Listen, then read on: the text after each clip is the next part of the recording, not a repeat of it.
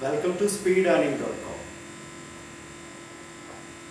आप सब लोग कुछ न कुछ नया सीखना चाहते हैं, करना चाहते हैं और उसकी कोशिश भी कर रहे हैं। लेकिन पता है सबसे बड़ी प्रॉब्लम क्या है?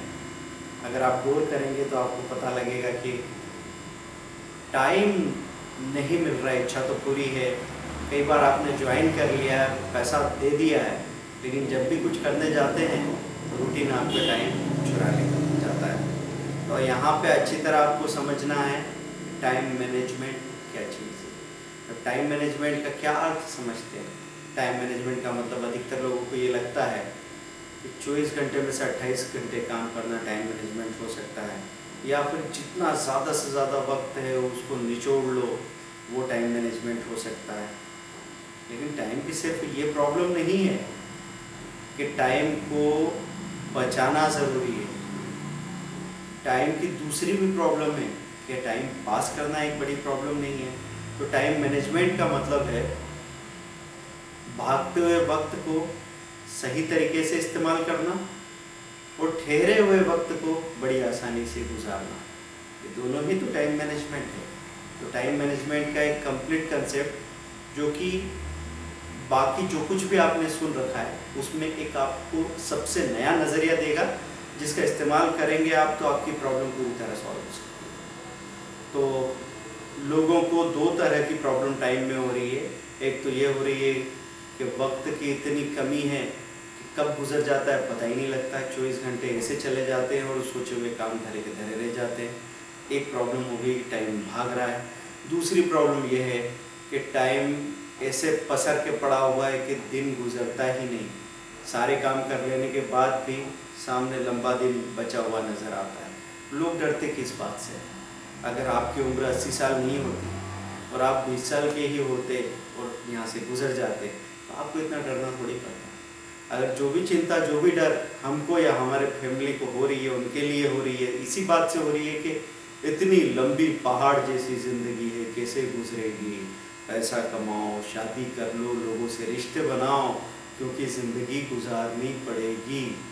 तो टाइम के ज़्यादा होने की भी एक प्रॉब्लम आपके सामने आ रही है। तो हम लोग सबसे पहले टाइम के कम होने की प्रॉब्लम को संभाल लें। अगर आपको लगता है कि आपके पास टाइम की कमी है तो आप चेक करें। आपको सिर्फ 3 दिन तक एक काम करना है। सुबह से लेकर शाम तक अपना टाइम ऑडिट कीजिए। टाइम ऑडिट का मतलब क्या है? सुबह उठने से लेके जब आप अपनी आंखें मसल रहे हो, बैठे हो, दीवार को ताक रहे हो, ब्रश करने के लिए सोच रहे हो और नहाने का मूड बना रहे हो, वो एक एक टाइम को 15-15 मिनट में ईमानदारी से रिकॉर्ड कर दीजिए। ऑफिस गए, एग्जैक्टली कितना टाइम चलने में लगा, कितना टाइम वेटिंग में गुजरा, कब वहाँ पहुँचे, कितनी देर बाद आपने असल में काम शुरू किया। जब आप ये लिखना शुरू करेंगे ना तो सुबह से शाम तक धीरे धीरे 2 या 3 दिन के ही ऑडिट में आपको ये पता चल जाएगा कि आप असल में कितने टाइम काम कर रहे हो और कितने टाइम काम के करने के बारे में सोच रहे हो, मानसिक तैयारी कर रहे हो, लेकिन मूड बनाते बनाते टाइम चला जा रहा है। और उसमें कई सारे ऐसे वेस्टेज के टुकड़े हैं 5-5, 10-10 मिनट के, जिनको पूरा मिला ले तो 3 घंटा बन जाएगा। तो टाइम की कमी नहीं है, एक्चुअली रिस के टाइम जा रहा है। तो इसको पहचानना है। हम शर्मा जाएंगे ये बोलने में कि टाइम नहीं है।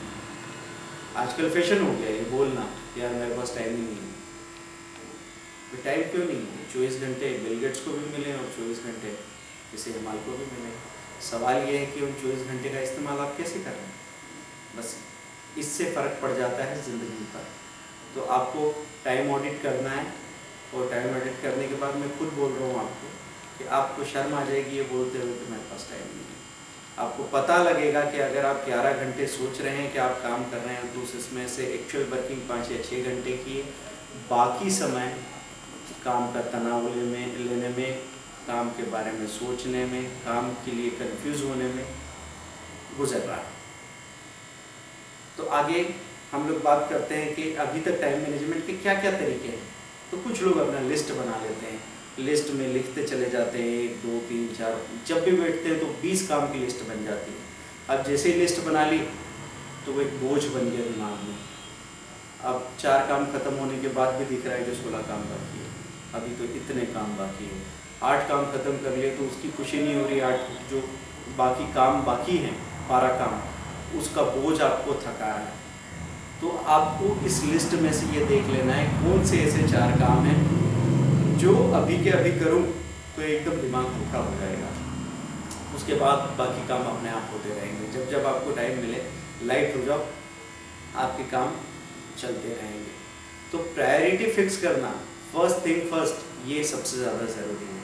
क्योंकि ऐसा देखा जाता है बहुत सारे ऐसे लोग हैं लंबी लंबी लिस्ट बना के काम करते हैं, बहुत काम करते हैं, फिर भी उनसे ऐसे लोग आगे निकल गए हैं जो दिन भर आराम से दिखते हैं, मस्ती में लेट बैक करते हैं, पड़े रहते हैं, चुनिंदा काम करते हैं, फिर भी ज़्यादा आगे बढ़ते हैं। ऐसा क्यों हुआ है?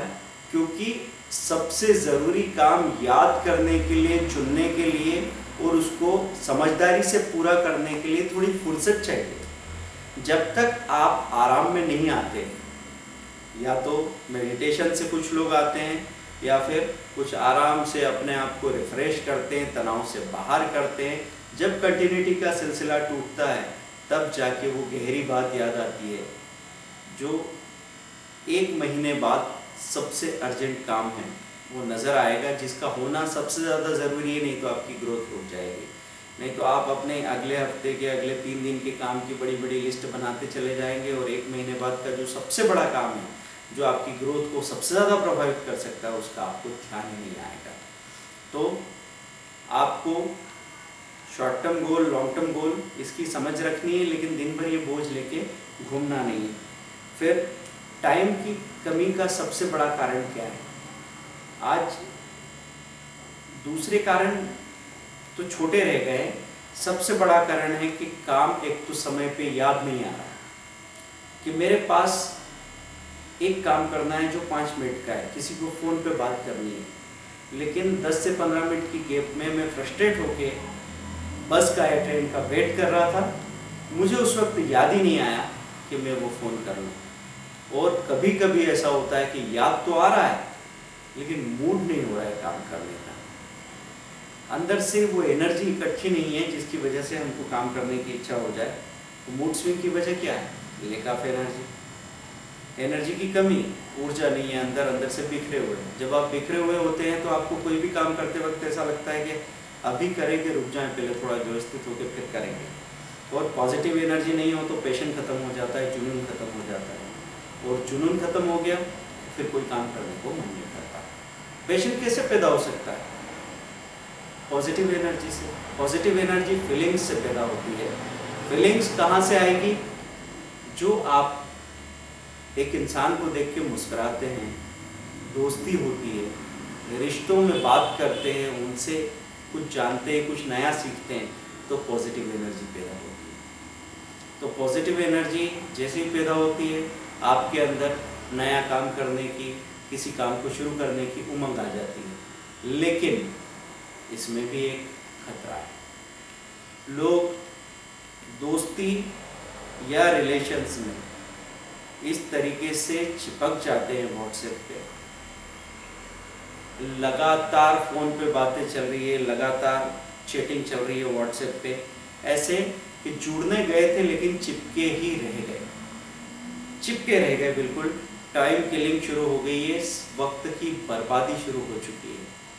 तो हम आपसे सिर्फ ये कह रहे हैं कि रिश्तों या दोस्ती को लगातार च्युइंगम की तरह चबाना बंद कीजिए, क्योंकि ऐसे च्युइंगम की तरह आप किसी भी चीज़ को चबाते रहे तो स्वाद चला जाएगा, सिर्फ मेहनत बाकी रह जाएगी। और स्वाद अगर चला गया तो फिर थूकने के अलावा कोई चारा नहीं बचेगा। तो take a break and give a break. आप ब्रेक लेना चाहें न चाहें, लेकिन सामने वाले को तो ब्रेक चाहिए। तो थोड़ी जगह छोड़िए ताकि आपकी फिर से प्यास पैदा हो। तो जब आपको काम याद आए, गूगल कैलेंडर में काम रिकॉर्ड किया, सेव किया, अलार्म डाल दिया, उसके बाद फ्री हो जाइए, मुझे कोई काम ही नहीं है। दिमाग को मैसेज पॉजिटिव होना चाहिए, अपने अंदर जो बातचीत चलती, जो सेल्फ टॉक चलता है वो सही होना चाहिए। सेल्फ टॉक ही नेगेटिव होता है कैसे? अरे आज तो बहुत काम है यार, आज पता नहीं, मेरे को लगता है खाना भी खाने का टाइम मिलेगा कि नहीं, बहुत काम है। तो 2-3-4 काम किए तभी से आप हाँफने लगे और आगे दिख रहा है पूरा मुश्किल भरा दिन, और एनर्जी कम हो गई। एनर्जी किससे कम हो गई? इस घबराहट से।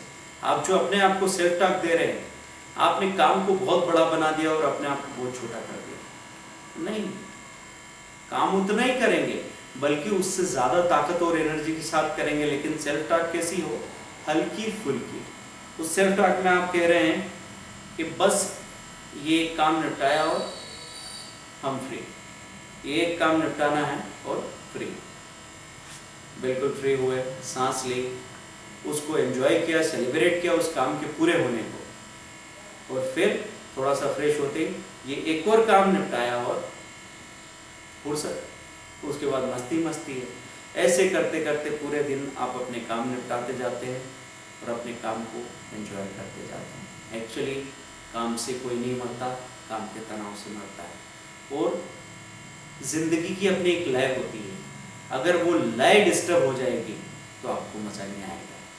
तो टाइम मैनेजमेंट का मतलब है अपने आप को इंटीग्रेटेड रख के, बगैर बिखरे, काम का मज़ा लेते हुए काम करते चले जाओ। और दुखी होके, बेचैन होके, दूसरों को बेचैन करके काम करने की बातें कर रहे हैं तो ऐसा काम और उसका परिणाम बेकार है। सो टाइम को गुजारने की ज़रूरत नहीं है, टाइम अपने आप गुजरता है, बस आप इंटरफेयर मत कीजिए। सांस लीजिए, खुश रहिए, कुछ याद आ जाए काम कर लीजिए, याद नहीं आता है तो खाली रहिए, मस्त रहिए। Thank you.